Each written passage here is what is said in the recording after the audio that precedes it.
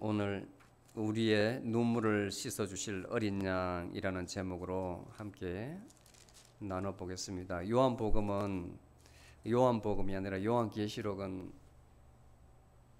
참 모호한 점이 많아가지고 요한계시록 때문에 이단이 사실은 많이 나와요. 다른 복음은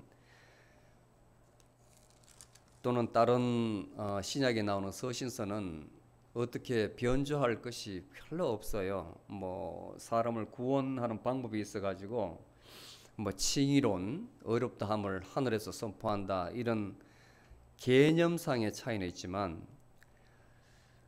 요한계시록은 그야말로 오는 세상에 대해서 자기 나름대로 해석을 해가지고 사람들이 꺼려들어요. 그러니까 눈먼자들은 거기에 막 끌린다고.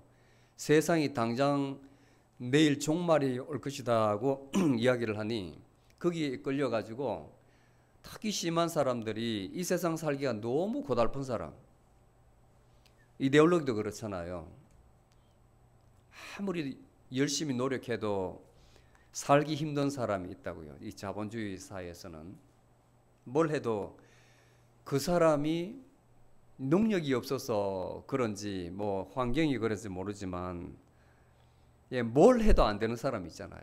이 장사해도 안 되고 저 장사해도 안 되고 뭘 남들이 주에 도와줘도 망해먹는 사람이 있다고. 그거는 이데올로기 탓하면 안 된다고. 공산주의, 자본주의 탓하면 안 돼요. 근데 어떤 사람은 뭘 해도 아무 가진 것 없는데도 빈손으로 저 시골에서 서울에 올라와가지고 열심히 노력해가지고 가정을 꾸리고 잘 사는 사람도 있거든요. 그런데 우리가 알지 못하는 많은 무리 중에서 세상을 원망하는 사람들 보면, 원망하다 못해 저주하는 사람들 보면 이렇게 치고 저렇게 치고 사람한테 치고 뭘 해도 안 돼요. 자포자기하는 거예요. 그러니까 그 사람은 공산주의도 필요 없고 자본주의도 필요 없고 나한테 밥만 주면 된다, 빵만 주면 된다는 사람이에요. 굉장히 위험한 사람. 그런 사람을 대상으로 복음을 선포하는데, 예수 잘 믿으면 너가 하는 것마다 잘 된다, 너도 아내 얻고 가정을 꾸리고 잘 살 수 있다, 혹하거든요.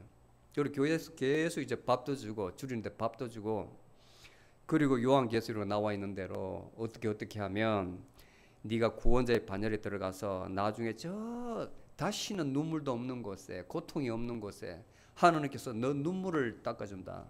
이 땅에서는 네가 사람한테 이렇게 치고 저렇게 치고 고생했지만 예수 잘 믿으면 저 천국에 가가지고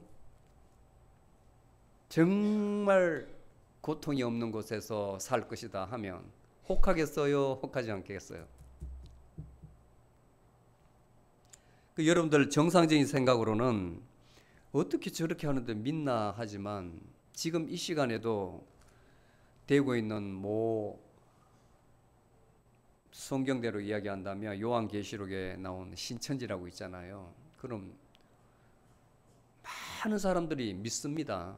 많은 사람들이 자기가 스스로 교주가 메시아라고 그리스도라고 하는데 그 들어가서 가르치는 걸 믿어요. 그 전에 세월호 사태 날 때에 그 구원파 보세요. 심내교 중에서 구원파 많은 사람들이 거기에 인발부되어 있는데 수십만 명입니다. 못 빠져나오잖아요. 목사가 가르친 걸 보면 하나님 말씀인데 이렇게 가르친다고. 여기 있는 자만이 구원받은 사람이고 14만 4천 명에 포함된 사람이다. 너희들은 구원받았다. 이렇게 가르친. 그러니까 거기서 빠져나갈 수가 없는 거죠. 나갈 생각이 없는 거죠. 또 그 안에서 농장을 만들어 가지고 중노동을 시키면서 먹을 것 다 주고 하니까 아주 감사한 거지. 밖에 나오면 다 거지인데. 그래서 요한계시록이 상당히 어떻게 보면 소망을 주지만 믿는 자, 참 믿는 자, 참 성도들에게는, 또 바른 믿음을 가진 사람들에게는 지금 현재를 어떻게 살아야 되는지 하는 소망을 주지만, 잘못된 가르침으로 사교로 빠져들면 굉장히 위험해요. 굉장히 위험하다고요. 내가 예언을 받았다, 계시를 받았다, 보아라 이렇게 돼 있지 않느냐, 이 숫자가 있지 않느냐, 너희들이 나를 믿으면 나를 통해서 이 반열에 들어가서 구원을 받는다. 계속 주입을 시키는 거예요. 그리고 공동체를 만들어 가지고 너희들 가지고 있는 소유 전부 다 바치라 그런다고. 다. 그리고 이 안에 들어오라. 미국도 마찬가지예요. 미국도. 오하이오인가 어느 시골주에서 목사가 공동체를 만들어 가지고 완전히 매스컴에 그 탈주자가 나와서 밝히기 전까지는 아무도 모르잖아요. 그리고 지금 현재 우리가 살고 있는 여기가 신천지라고 하는 거예요. 새로운 땅과 새로운 천국이다. 내가 너희들 눈물을 닦아주겠다. 중간중간에 제가 교리를 이제 설명을 할 거예요. 교리가 뭐냐면 어떤 대목에 대해서 2000년 전부터 초대 교부부터 이런 이것은 이럴 것이다 확정적으로 말하지 못해요. 왜냐하면 직접적으로 그 사람들이 예수님으로부터 계시를 받지 않았기 때문에 아마 요한이 이런 뜻에서 말하지 않았겠느냐 하는 theory예요. 가설. 그것을 우리가 네 가지로 정립을 하는데, 네 가지 천년왕국에 대해서 아무도 옳은 게 없어요. 아무것도 옳은 게 없어요.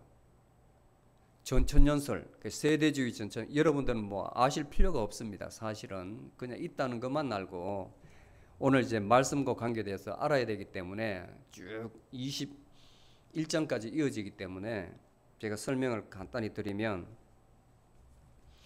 천년 왕국을 밀레니엄 그냥 킹덤 붙이지 않고 밀레니엄. 천년 왕국이 있다 없다? 있다고 믿는 사람들은 전천년설, 세대주의 전천년설, 그 다음에 역사주의 전천년설을 믿는 사람이 있고, 그 다음에 후천년설 믿는 사람이 있고, 무천년설, 이렇게 네 가지로 있어요. 전천년설은 뭐냐면 예수님이 초림은 오셨잖아요. 2000년 전에. 예수님께서 다시 오시는 것은 분명한데, 다 인정을 해요. 분명한데 예수님께서 언제 오시느냐. 그런데 천년왕국 전에 오신다면 전천년설. 근데 세대주의 전천년설은 그야말로 문자 그대로 성경을 해석하는 그룹인데, 제가 보기에는 맞지 않아요. 예수님께서 두 번 재림하세요. 교회 시대가 끝나고 예수님께서 오실 때에 공중에서 믿는 자를 다 불러 올리는 거예요. 공중으로. 그걸 휴거라 그래요. 럽처라 그래요. 공중으로 들려 올려가 가지고 공중에서 예수님을 맞이하는 겁니다. 그래서 공중에서 혼인잔치가 있다고 그래요. 예수님과 믿는 자들이 만나는 것을 공중에서 혼인잔치가 있다. 그리고 나서 이 믿는 사람은 7년 환란기에 들어가지 않아요. 자, 지난 주부터 우리가 환란을 겪는, 봉인을 뗄 때마다 환란을 겪잖아요. 그리고 나팔 소리 날 때마다, 그리고 금대접, 계속 이 땅에 심판이 오는데 엄청납니다. 그 심판을 참으로 믿는 자들은 통과하지 않아요. 공중에 들려있기 때문에 위에서 보는 겁니다. 7년 동안 트리블레이션이 있어요. 이 땅에서. 그리고 나서 예수님께서 그 사람들 다 데리고, 믿는 자를 다 데리고 지상으로 쫙 내려고 오는 겁니다. 7년 환란기가 끝나고. 그리고 실제적인 천년왕국 동안 이 믿는 자와 예수님께서 왕노릇 하시는 거예요. 이 땅을 통치하시는 거예요. 그리고 곡과 마곡의 전쟁이 있고 심판이 있고, 그리고 새 나라와 이제 새 땅이 있는 겁니다. 이게 이제 전천년설인데, 문제는 말씀드렸듯이 예수님께서 두 번 재림하셔야 되는 거예요. 문제가 있죠. 그 다음에 이제 역사적 전천년설이라고 있는데, 이것이 조금 굉장히 성경적이에요. 예수님 재림은 한 번입니다. 누구나 다 성도들은 트리블레이션을 다 통과해요. 성경에서는 그 사람들을, 끝까지 살아남은 사람을 이기는 자라고 표현합니다. 이기는 자. 요한복음, 우리 요한계시록에 보면 처음에 우리가 7개 교회를 이야기할 때에 쭉 나왔죠. 이기는 자. 이기는 자에게는 내가 상급을 주는데, 2장 7절에 봅니다. 낙원 가운데 있는 생명나무의 실과를 주어 먹게 하리라. 영원한 생명을 준다. 또 이기는 자에게는 한 번 죽으면 되지 둘째 2번 죽는 사망의 해를 받지 않도록 하겠다. 불못에 던지지는 그런 해를 당하지 않지 않겠다. 그 다음에 또 이기는 자에게는 각 사람들에게 행위대로 심판을 하는데 그 심판이 그 사람들에게는 상급이 되는 거예요. 굉장히 무서운 심판이 있는데 이 사람들에게는 상급이 되는 겁니다. 그리고 끝까지 살아남은 자, 이기는 자에게는 만국을, 이 열국을 통치하는 권한을 준다 그랬어요. 예수님과 같이 쉽게 말하면 왕노릇 한다고 합니다. 왕노릇. 그리고 하나님 제단 앞에서 영원히 하나님을 섬기는 제사장 주기를 갖고 있는 거예요. 엄청난 축복을 줍니다. 7년 동안 환난에서 이기고 견뎌내는 사람. 이게 역사적 천년설의 주장이에요.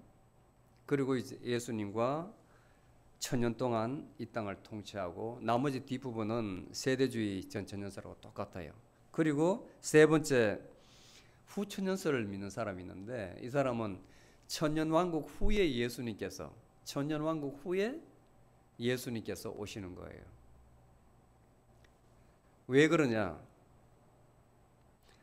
예수님께서 살아 계실 때에 가르치기를 열방의 복음을 전파하라. 모든 사람이 이 복된 소식을 듣고 하나님께 돌아오게 하셨다. 그러니까 이 천년왕국은 실제적인 천년이 아니라 숫자적인 천년이 아니라 그냥 상징적인 의미다. 심발리컬 미닝이다. 이 땅에 복음이 충분히 전해져 가지고 그야말로 모든 사람이 다 선하게 되었을 때, 그러니까 세상이 점점 좋아진다고 본 거예요. 예수님의 복음을 들으면 이 땅에 평화가 온다고 본 거예요. 사람이 선하게 된다고 본 거예요. 그리고 충만하게 예수님의 장성한 분량까지 모든 것이 무르익었을 때, 성숙되었을 때 예수님께서 짱 나타나신다는 거예요. 많은 사람들은 믿었습니다. 그런데 20세기에 들어와 가지고 1차 세계대전, 2차 세계대전을 겪으면서 이 세상이 좋아진다는 거에 대한 낙관론이 완전히 신뢰를 잊었어요. 신뢰를. 사람이 이렇게 악해질 수도 있구나. 자연적으로 죽는 게 아니라 사람이 사람을 이렇게 죽일 수도 있구나 해서 많은 철학자와 신학자들이 후천년설에 대해서는 버려버렸습니다. 믿질 않았습니다. 세상은 결코 인간이 인간으로 존재하는 한 선해질 수 없다고 보는 거예요. 그래서 요즘 들어서 후천년설 믿는 사람 없어요. 이 마지막으로 무천년설이 있는데 무천년설은 뭐냐면 후천년설과 동일하게 실제적인 천년왕국은 없다는 거예요.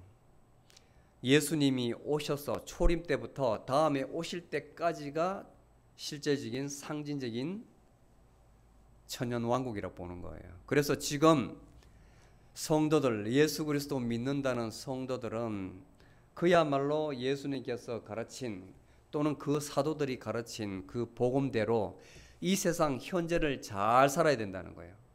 성도답게. 성도라면 성은 holy, 성스러울 성자, 도는 무리도자거든. 성스러운 무리, 크리스천 또는 기독교인들로 하나님 자녀로서 잘 살아가야 된다는 거예요. 이게 무천년설이에요. 다시 말씀드리면 천년왕국은 없다는 겁니다. 예수님 복음 들어올 때부터 지금까지 가르침대로 잘 사는 게 우리의 도리라고 보는 거예요.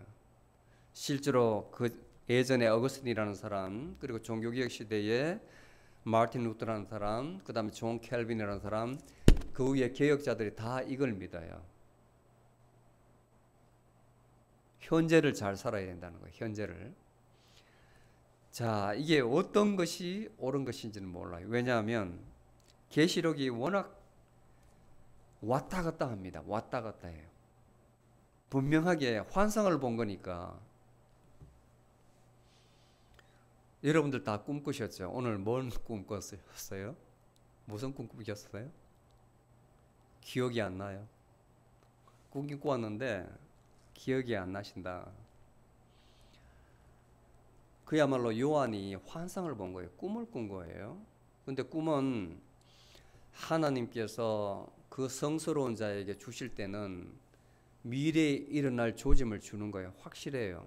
요엘 선지서 2장 7절에 보면 하나님께서 비전과 꿈과 환상을 주신다고 했으니까 하나님의 어떤 뜻을 맞거든요. 근데 믿지 않는 사람, 불량한 사람이 꾸는 것을 우리가 개꿈이라 하잖아요. 개꿈. 하나님이 주신 꿈이 아니고 그것은 자기가 억압된 무의식이 나오는 거거든. 그 반대되는 것이 나오거든. 그래서 옛날 사람들이 꿈은 반대다 하는 거예요. 하고 싶은 것을 확 눌려놨으니까 그 욕망이 꿈속에 나타나는 거예요. 이 반대라 하는 거예요. 근데 제가 늘 하는 이야기지만 여러분들 본질은 의식입니다. 의식. 그걸 여러분들이 자각하면 그야말로 도를 트게 되는데 지금 현재가 여러분들 꿈을 꾸고 있는 거예요. 지금 현재가 나를 보고 있는 것도 꿈이고 제가 여러분들 보고 있는 것도 꿈이고 꿈이라는 것은 여러분들 감각기관으로 그냥 보고 있다는 겁니다. 사람이 꿈을 꾸면 꿈꿀 동안 자는 나가 있어요. 자는 나가. 그 다음 사람이 또 깨어 있으면 늘 생각하는 나가 있어요. 근데 생각할 때 그 생각하는 것을 아는 사람이 또 있다고요. 복잡하죠. 그걸 아는 것이 여러분들 성령님을 만나는 겁니다. 성령님이 일깨워 주실 때에 이 하나님 말씀과 일치를 해서 하나님 말씀이 나의 것이 됩니다. 그렇지 않고는 하나님 말씀이 문자적으로 보여주면 절대로 되지 않아요. 변함이 없어요. 근데 여러분들 자신이 내가 예수 믿고 마음이 변했다는 것은 그 안에 나도 알지 못하는, 누구도 알지 못하는 성령의 바람이 들어가서 그 사람을 싹 과거에서 돌린 거예요. 본인은 절대로 알지 못해요. 마치 바람이 동쪽에서 불어와가지고 나를 때리고 싹 가는데 어디에서 불어와가지고 어디로 가는지 모르듯이 성령도 똑같습니다. 언제 내가 성령 받았는지 몰라요. 성령 내가 언제 받았다. 다 거짓말입니다. 그거는 감정이에요. 감정. 그 의식이 깨어날 때 여러분들 가운데에 성령님께서 들어오셔서 이제는 보는 눈을 바꿔요. 여러분들 보는 눈을. 모든 것을 한 발짝 딱 뒤에 백워드 해가지고 뒤에서 관찰하는 나가 있습니다. 나를 바라보는. 그러면 그런 신통을 불지는 사람은 상대방도 다 그 마음을 다 읽을 수 있어요. 상대방도. 귀신을 잃는 사람은 귀신은 귀신이 알거든. 영은 영이 알고. 귀신은 그 귀신이 자기 친구인 줄 알아요. 그래서 동자 귀신 불러내고 할아버지 귀신 불러내가지고 막 이렇게 해요. 귀신은 서로 친구니까. 근데 성령님은 영의 사람은 영의 사람을 알아요. 바울이 로마서 8장에 육은 육이요 영은 영이니라 이렇게 말을 할 때에 영의 사람이 되면 그 한 발짝 뒤에서 다른 사람을 볼 수 있고 나를 볼 수 있고 그 다음에 세상의 흐름을 볼 수가 있습니다. 근데 이 세상은 보면 전부 다 탐욕 덩어리예요. 사실은 탐욕 때문에 너무 혼란스러운 거예요. 개인도 탐욕이고 국가도 탐욕이고 집단도 탐욕이고 민족도 탐욕이고. 근데 거기에 남보다 우월한 탐욕을 가지고 있는 사람이 국가의 지도자가 되면 이제 나라가 극심한 혼란을 겪는 거죠. 극심한. 그 토마스 펠립이라는 사람하고 그 다음에 윌리엄 펠립, 토마스 클라우드라는 사람이 책을 진 그 지도자의 탐욕이라는 그 책을 보면 근래에 있어가지고 미국의 조지 워싱턴 대통령부터 부시 대통령까지 대통령이 오판한 내용을 잘 관찰해서 기록한 책이 있어요. 보면 전부 다 인간의 욕망입니다. 대통령은 군대의 통수권자고 국가의 리더인데 그 한 사람의 호기심 또는 어떤 집착 때문에 따라야 되거든. 그래서 엄청 재앙이 오는 거예요. 조지 워싱턴도 굉장히 추앙을 받지만 독립전쟁 때 돈을 너무 많이 써가지고 나라가 빚덩이 되니까 그걸 만회하기 위해서 사람들 그 당시에 좋아하는 옛날에는 그 13개주 그 뉴 잉글랜드 지역이라 해서 13개주밖에 없었어요. 미국이. 여기는 아직 멕시코 땅이고. 근데 그 사람이 그 추운 지방에 살아남으려면 술을 많이 먹잖아요. 위스키를 많이 마셨는데 뭐 러시아 같은 보드카겠죠. 술마다 전부 다 텍스를 엄청 때린 거예요. 조지 워싱턴이 재원을 마련하기 위해서.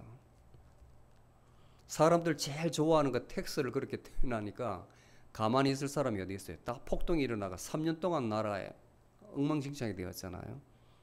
대통령 한 사람이 그 아이디어를 내가지고 그런 정책 결정을 하는 바람에 이라크 전쟁도 마찬가지입니다. 저는 그때 그걸 보고 있었는데 대통령이 한 사람이 쌍둥이 빌딩을 밑에 첩보를 제공하는 사람은 이라크가 아니고 알카이다라고 딱 줬는데 대통령 한 사람은 끝까지 그 배후에 개인적인 감정으로 인해서 후세인을 죽여야 된다. 이라크 개입됐다. 그렇게 연루해가지고 전쟁을 안 하겠다고 하는데 전쟁을 해가지고 얼마나 많은 그 미국의 경제적 데미지를 입혔어요. 미군도 한 5만 8천 명 죽고 1조 원 정도 같으면 1경이나 미국에서 손실을 봤다 그래요. 1경이나. 그만큼 한 사람의 지도자, 한 사람의 가정에서는 한 사람의 어떤 가족 구성원 또는 아버지가 되겠죠. 가정의 우두머리의 어떤 결심이 가게를 휘청휘청하게 만든다고. 또 여러분들 삶도 마찬가지예요. 여러분들이 사느냐, 여러분들이 누군가를 믿고 정말 참신이 계신다는 걸 믿고 그 사람이 의지해서 사는가 엄청 차이가 많아요. 본인이 하면 본인이 옳다, 똑똑하다 해가지고 모든 것을 본인의 의지대로 내가 인생을 개척한다, 운명아 비켜라 하면서 나가는 사람들 한 방에 무너질 수가 있습니다. 자기뿐만 아니라 많은 사람들에게 피해를 줄 수가 있어요. 근데 그 안에 하나님이 계시다면 정말 사람들에게 가장 좋은 선물을 하셨어요. 저는 성령의 열매 중에 갈라디아서 5장 22절에 보면 하나님이 계신 그 사람들 마음에 여러 가지 특징을 줘요. 사랑에서부터 온유, 그 다음에 뭐 제일 마지막에 있는 말이 절제거든요. 절제. 절제. 그 말이 참 좋아요. 사람을 주저앉히는 것. 훅 하는 충동에서 주저앉히는 그 절제. 사람 병도 이 절제하지 못함에서 오는 것 같아요. 맛있으면 폭식을 하잖아요. 폭음을 하잖아요.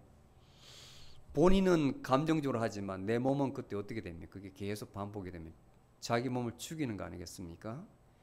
그러니까 성령님이 계셔가지고 이제 그만됐다 그 울림을 들을 수가 있어야 됩니다. 그 울림을. 자, 오늘 제가 천년설에 대해서 말씀을 드렸는데 오늘 7장에서 마지막까지 계속 연관이 돼요. 잘 기억해 놓으세요. 천년설이. 근데 실제로 정설은 없지만 제가 볼 때는 현재적 삶이 맞는 것 같아요. 그 천년설에 대한 어떤 희망, 소망을 가진 것도 중요하지만 현재의 삶이 중요한 것 같아요. 제가 볼 때는 인생은 아무리 생각해봐도 현재인 것 같아요. 현재. 어떤 사람은 새벽기도 갔다 오다가 트럭에 치여가 죽은 사람도 있어요. 그것도 성도가 아니고 목사가. 그거 어떻게 설명해야 돼요?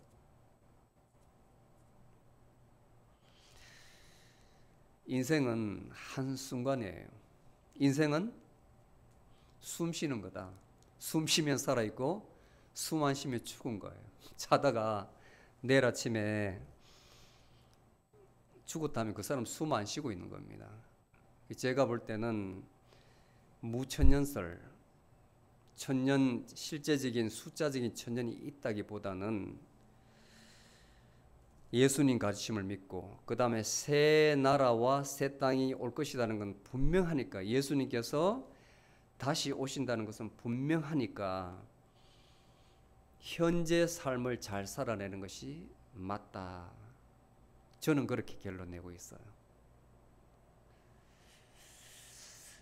자, 살펴보겠습니다. 앞에 지난주에 재앙이 시작됐는데 6가지 재앙이, 인봉을 뗄 때마다 재앙이 있었죠. 그 대표가 전쟁이고 굶주림, 기근이고 전염병이고 지진, 그 다음에 하늘에 별이 떨어지고 달이 핏빛으로 변하고 해가 검게 변하더라. 이는 재앙이 있었습니다. 그렇죠? 근데 7번째 재앙, 인봉을 떼야 되는데 그 사이에 삽입이 된 거예요. 오늘 본문 말씀이. 7번째 재앙은 다음 주 8장부터 이제 시작이 됩니다. 그 사이에 6번째 인장을 탁 뗐는데 7번째하고 그 사이에 이제 삽입이 됐어요. 자, 천사 넷이서 땅의 네 보뚱에 서가지고 네 바람을 붙잡았다. 이 말은 재앙이 덮치지 못하도록 재앙을 딱 멈췄다는 말이에요. 전쟁이 있고 기근이 있고 전염병도 퍼뜨리고 지진도 있고 천체가 흔들리고 변화가 있는데 네 천사가 양 기퉁이에서 딱 잡아가지고 이제 더 이상 재앙이 이 땅에 미치지 못하도록 딱 잡고 있다는 거예요. 그래서 땅이나 바다나 아무 나무에게도 불지 못하게, 아주 비유적인 표현입니다. 시적인 표현이죠. 그리고 또 다른 한 천사가 해 돋는 동쪽에서 쫙 올라오는데 하나님의 인장을 딱 가지고 오는 거예요. 그리고 그가 땅과 바다를 해하도록 권세를 받은 네 천사를 향하여 큰 소리로 외쳐서, 이 동쪽에서 해 뜨는 곳에 쫙 올라온 한 천사가 네 기둥에서 바람을 딱 잡고 있는, 그러니까 막 그냥 이렇게 흔들거리면 재앙이 오는 거예요. 절대로 움직이지 못하도록 큰 소리를 치는 겁니다. 크게 소리를 쳐가지고 우리 하나님의 종들을 그들의 임하에 인치기까지 땅이나 바다나 나무나 해하지 말라. 다른 재앙을 지금 내리지 말라고 소리치는 거예요. 자, 인치심을 받은 자들은 그 밑에 이제 5절에서 7절까지 보면 이거야말로 은유적인 표현이에요. 이스라엘의 12지파 곱하기 한 지파당 12,000명이니까 14,400명이에요. 14만 4천 명입니다. 14만 4천 명이 하나님의 인장을 받는다. 그 이마에 인장을 받는다는 것은 구원을 받는다는 뜻인데, 자, 여기 조심해야 될 것이, 이게 바로 이단이 써먹는 거예요.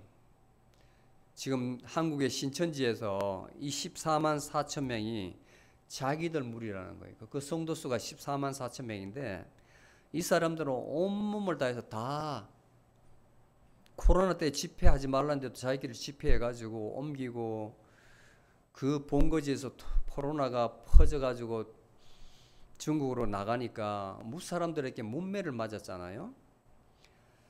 이 사람들은 자기들만이 구원을 받은 사람이라 그래요. 이 말을 믿고 14만 4천 명이 자기들이라는 거예요. 그래서 그 교회 이름도 신천지입니다. 그 안에 있는 사람들은 자기는 신천지에 살고 있는 거예요. 대단해요. 성전도 크고 얼마나 막강한 부를 가지고 있는지 몰라요. 아무리 나라에서 박해를 하거나 다른 정통 교단에서 막 이렇게 공격을 해도 까딱 없어요. 이 교리를 가르치거든. 들어오자마자 이 교리를 철저히 가르쳐요. 선생들이. 한번 받아들이면 빠져나가지를 못해. 왜? 내가 여기 들어있으니까. 하나님의 이마에 인장을 받았으니까. 그 주는 사람이 누구냐? 이 천사가 교주 이만이라는 자기라는 거예요. 자기. 그러니까 그 사람은 예수님 반열에 올라가 있는 겁니다. 선지자입니다. 제사장입니다. 왕입니다. 가면은 검은 양복 입은 사람이 쫙 깔려 있고 수행원들이 말도 못해요. 얼마나 전도도 선교도 열심히 하냐면 전 세계 다 선교를 해가지고 흑인 뭐 여기 남미에 있는 라틴 사람들, 검은 사람들 막 다 와가지고 거기서 배워가지고 수료할 때 대학 학사모 딱 끼고 14만 4천 명의 반열에 있는 걸 아주 영광스럽게 생각하는 거예요. 지금 현재도 존재하고 있습니다. 조심하라는 거예요. 사람은 사람을 따름입니다. 하나님이 아니에요. 사람은 사람이지. 그런데 거기 현혹되는 사람 보면 참 신기하잖아요. 자, 여기에 여러분들 주의하셔야 될 것은 14만 4천 명은 문자적인 숫자적인 14만 4천 명이 아니고 믿는 모든 성도들을 이야기하는 거예요. 현재적으로 교회를 이야기하는 거예요. 교회. 14만 4천 명은 symbolically 상징적으로 참 성도들을 이야기합니다. 믿는 사람들 또는 더 나아가서 교회를 이야기하는 거예요. 그 답이 어디 있냐면 9절에 보면 보라 각 나라와 족속과 백성과 방언에 아무도 능히 그 수를 셀 수 없는 큰 무리. 자, 신천지에서 선대한 게 이게 바로예요. 각 나라, 각 족속, 백성, 방 그러니까 온 우주에 있는 나라에 전도를 해가지고 너희들이 누구를 믿으면 24만 4천 명이 들어와가지고 하나님으로부터 이마에 도장을 받았다. 너희들은 환란에 들어가지 않는다. 구원받은 자다. 새 나라와 새 땅에 들어가서 살 사람이다. 이렇게 하니 얼마나 그다가 물량으로 막 지원을 하니까 먹히는 거예요. 이것보다도 너 잘 살아라. 하나님 말씀대로 살아라. 이것보다도 훨씬 그림이 멋있지 않습니까?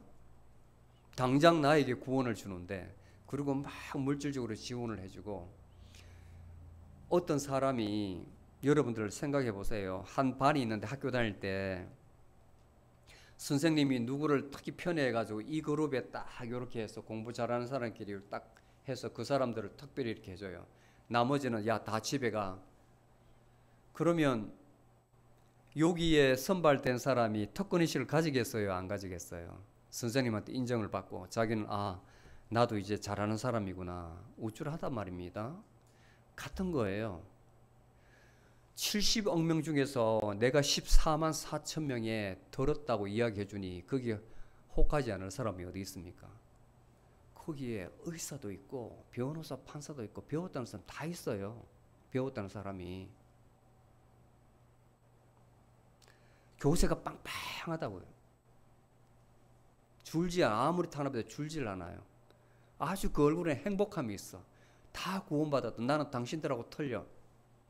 구원받다는 거기에 우리가 보면 밖에서 보면 자들 다 정신 나간 사람들이에요.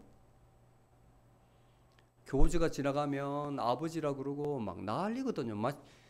뭐 금수산성에서 김정은이 찬양하는 그 북한 사람 마냥 그래요. 여자들은 한복을 다 입고 남자는 하얀 옷을 입고 완전 하늘에서 천상의 예배를 드리는 것 같이 그렇게 예배를 드려요. 9장 9절 이 말씀 때문에 그래요. 온 나라와 족속과 백성과 방언 흰옷을 입고 그러니까 남자들은 다 흰옷을 입고 여자는 아주 아름다운 한복을 입고 이렇게 예배를 드리고 있습니다. 보호자 앞과 어린 양 앞에 서서 보호자 앞이라는 것은 하나님과 어린 양은 예수님을 이야기하는데 그 교주들은 자기가 어린 양이고 자기가 하나님이에요. 그러니까 이 앞에 설교하는 단이 하얗게 그 보호자라 해가지고 얼마나 화려하고 큰지 몰라요. 거기에 딱 앉아가지고 말씀을 전한다고 하늘 의자라고 그래가지고 그리고 어떤 또 희한한 사람 하나는 한국에 있는데 거기도 보면 엄청 자기가 있는 것을 하늘 궁이라고 그래요. 그게 하늘 보자거든. 여러분들서 허머라고 잘 아실 거예요. 내가 말은 안 하겠지만은 자기가 하나님이래. 자기가 기거하는 것을 하늘 궁이라고 그래요. 근데 거기도 보면 얼마나 따르는 사람이 많은지 몰라요. 얼마나 따르는 사람. 그 사람은 아무것도 안 하는데도 재산이 수백억이야. 나라에 신고하는데 보니까 수백억이야. 아무것도 안 하는데. 신기하지 않아요? 여러분한테 이렇게 이야기해 주는 것은 아직까지 이 사교에 넘어가는 사람이 많다는 거예요. 이 시대에. 21세기에 아이폰 하나면 모든 것을 다 알 수 있는, 검증할 수 있는 이 시대에 살면서도 아직 거기에 현혹되는 사람이 많은데 소위 배웠다는 사람도 많이 있다는 거예요. 인간의 마음은 누구도 알 수가 없는 거예요. 인간의 이 마음은 사탄이 딱 지배할 수도 있고 하나님의 성령이 지배할 수 있고, 사람 마음은 한 배 속에서 나온 형제들도 알지를 못해요. 같이 살고 있는 부부도 알 수가 없고 언제 저 사람이 확 할지를 알 수가 없어요.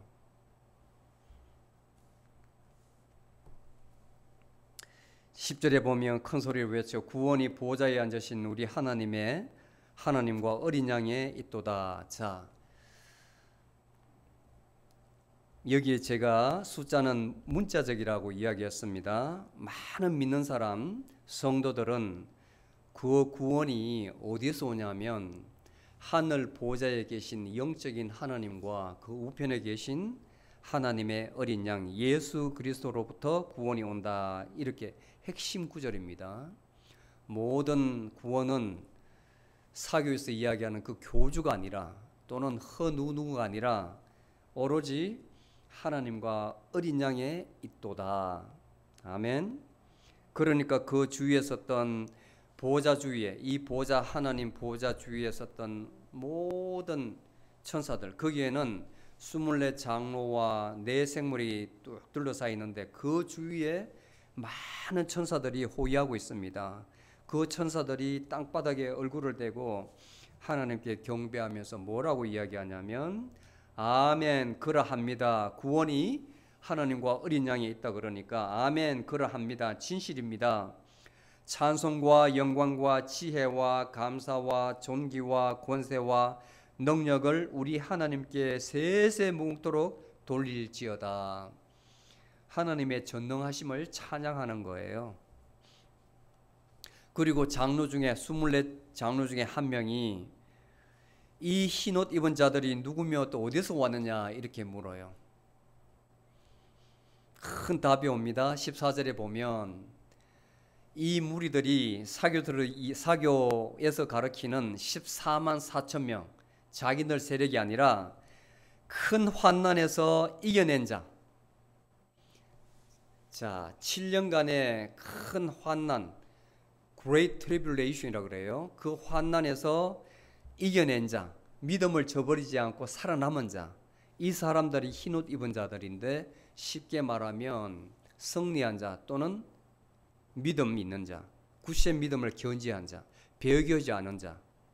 많은 사람들이 뒤에 이제 20장 4절에 가면 정확하게 더 세부적으로 표현해 놨어요.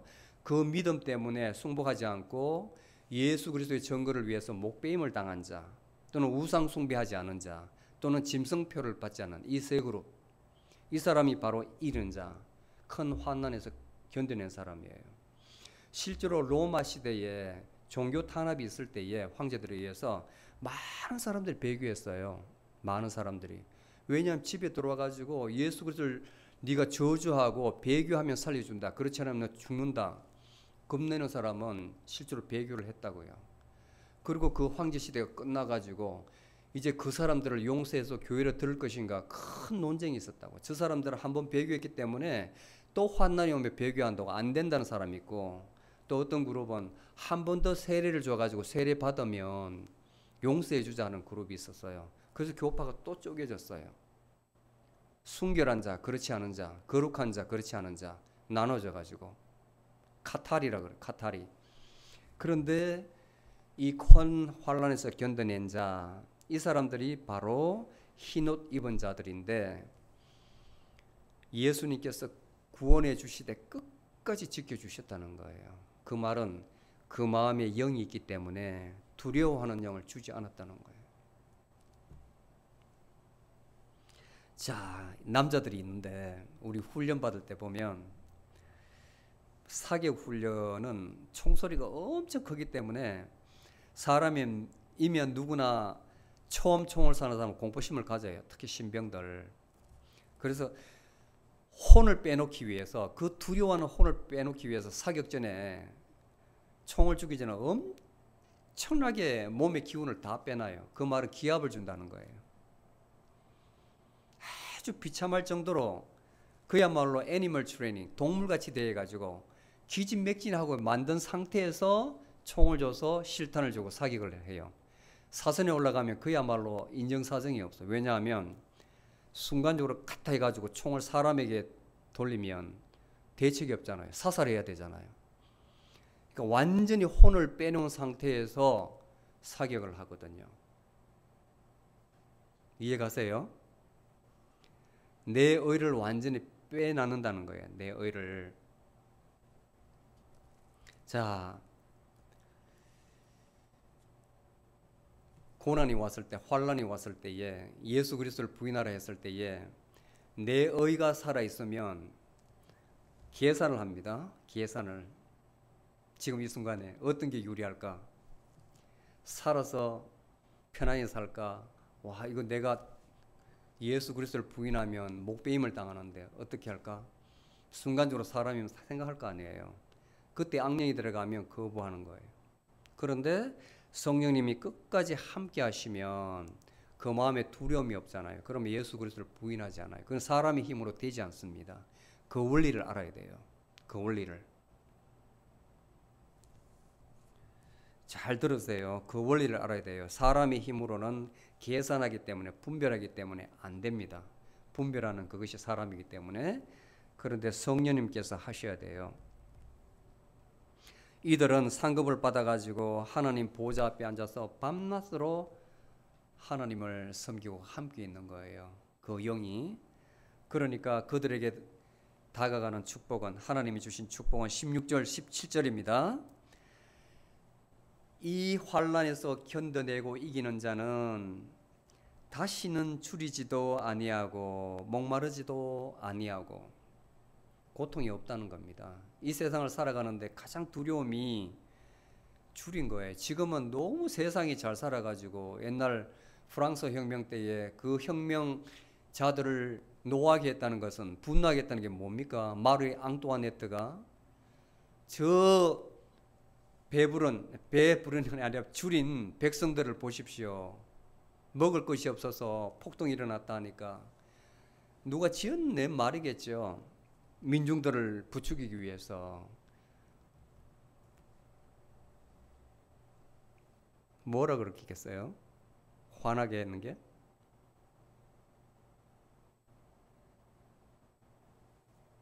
밥이 없으면 빵 먹으면 되지. 자, 그러니까 사람들이 자극해가지고 그 루이 16세를 잡아서 실제로 형장에서 목을 베어 죽였습니다. 마리 앙뚜아네트도 죽였어요. 가장 기본적인 그 인간의 감정을 건드린 거예요.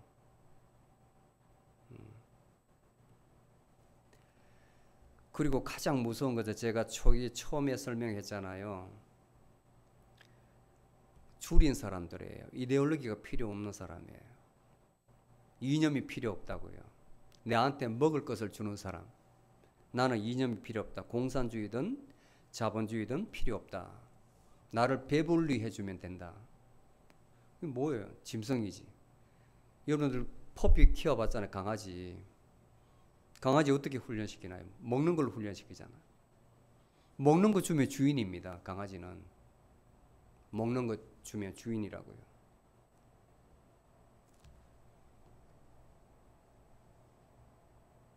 다시는 너희들을 비참하게 만들지 않겠다는 거예요. 다시는 줄이지도 아니하고 더 이상 목마르지도 않게 하겠다.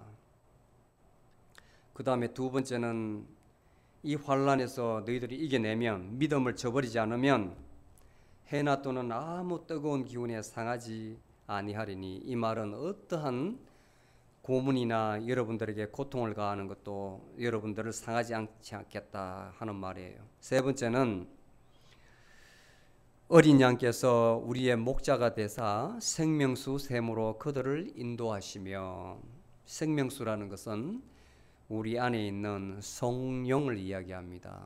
요한복음 4장에 보면 그 사마리아 여자와 예수님과 대화할 때에 예수님께서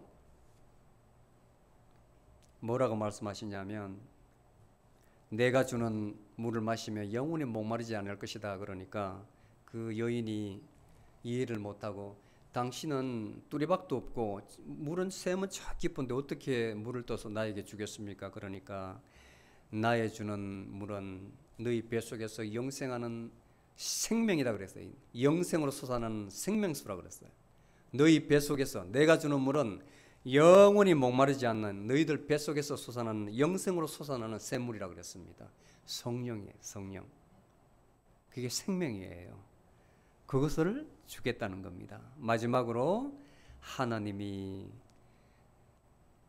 우리 눈에서 모든 눈물을 씻어 주실 것입니다. 이 눈물은 많은 것을 내포합니다. 좋을 때도 눈물 흘리고, 슬플 때도 눈물 흘리고, 마음이 상심할 때도 눈물 흘리고, 우리의 안에 있는 모든 감정을 대변하는 것이 바로 눈물이거든요. 이 감정, 하나님께서 이 눈물을 닦아 주신다는 말은 너희 속에 있는 희노애락의 모든 감정을 다 제거해 주신다. 오로지 그 마음속에 의와 희락과 평안을 주신다는 겁니다. 아멘. 이 말씀을 요한복음 계시록 20장 마지막에 가면, 죄송합니다. 21장에 가면 같은 말을 해놔요. 이게 어디 있냐면, 이제 모든 심판이 끝나고 악인과 의인이 다 심판이 끝나고 새 하늘과 새 땅이 왔을 때 하나님께서 그 사람들과 함께 거하시며 그들은 하나님의 백성이 될 것이다. 하나님이 친히 그들의 하나님으로서 그들과 함께 계시고 그들의 눈에서 모든 눈물을 닦아주실 것이다. 다시는 죽음이 없고 다시는 슬픔도 울부짖음도 괴로움도 없다. 이전 것은 다 사라져버렸다는 거예요. 자, 이것은 우리가 성경 공부할 때 조금 더 깊게 들어가야 됩니다. 어떻게 해서 우리가 이러한 과정에 들어갈 수 있는가, 이 몸이 저렇게 될 수 있는가 하는 것은 사도 바울이 설명을 해놨어요. 우리 영혼이, 그리고 우리가 육체가 어떻게 새 하늘과 새 땅에 어떤 몸으로 들어갈 것인가 하는 것 성경에 설명을 해놨습니다. 제가 차후에 설명을 드릴게요. 자, 결론을 맺습니다. 분명한 것은 심판이 있다는 거예요. 심판. 살아서도 심판이 있고, 그리고 죽어서도 예수님께서 드디어 오시면 우리가 땅에 묻혀 있을 때도 우리 영혼은 불려 올라가 가지고 백보자 앞에서 심판을 받아요. 누구도 심판을 피할 수 없어요. 그런데 살아 있을 때에 예수님께서 오신다면 7년간 트리블레이션, 환란을 겪어야 됩니다. 엄청난, 지금 보잖아요. 땅이 어떻게 변하고 하늘이 어떻게 변하고 천체가 어떻게 변하는지. 앞으로 계속 재앙이 있어요. 재앙이 남아 있습니다. 엄청난 재앙이에요. 그것을 견뎌내야 되는 거예요. 그 믿음을 요구하는 겁니다. 그래서 우리의 삶은 이 육체에 의존하는 삶이 되지 않고 철저히 성령님께 맡기는 삶이 되어야 됩니다. 아멘. 내가 사는 것이 아니고 내 안에 계신 하나님께서, 내 안에 계신 하나님의 영, 그리스도의 영, 성령님께서 하시도록 하는 삶이 우리의 깨우침, 깨달음, 그걸 알아야 됩니다. 또 그걸 깨달았으면 그렇게 양심이 울리는 대로 살아가야 됩니다. 아멘. 그러면 어떤 심판이 오더라도, 어떤 환난이 오더라도 두려움이 없습니다. 꼭 여러분들이 그것을 깨달았으면 합니다. 아멘.